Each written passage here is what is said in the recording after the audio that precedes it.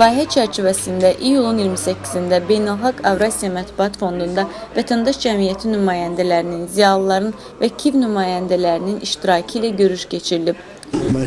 Hesab edirəm ki, dinc insanlara qarşı qətliamın törədilməsi yol verilməzdir. Bütün beynəlxalq konvensiyada, o cümlədən də Cenevra konvensiyasına görə dinc əhalinin qətl edilməsi insanlığa qarşı cinayətdir. Mən Alxanlı və Cocuq Mərcanlıya səfər edəcəm və orada gördüklərimlə bağlı Fransa mətbuatında öz məqalələrimdə fransız oxucularına ətraflı məlumat verəcəm. İnsanlar bütün bunlar haqqında məlumatlandırılmalıdır.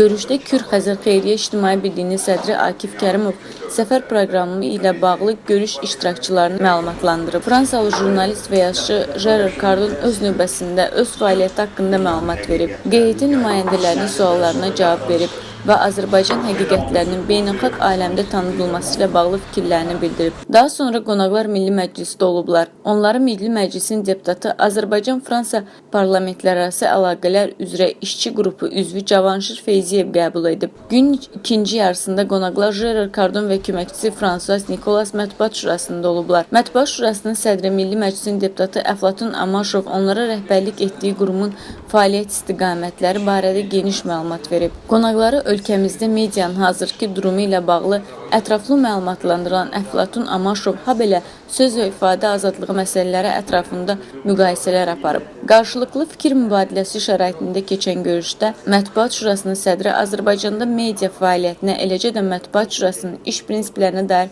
suallar da cavablandırıb. Günün sonunda qonaqlar Nobel qardaşlarının Bakıdakı ev muzeyi Villa Potrello'da olublar.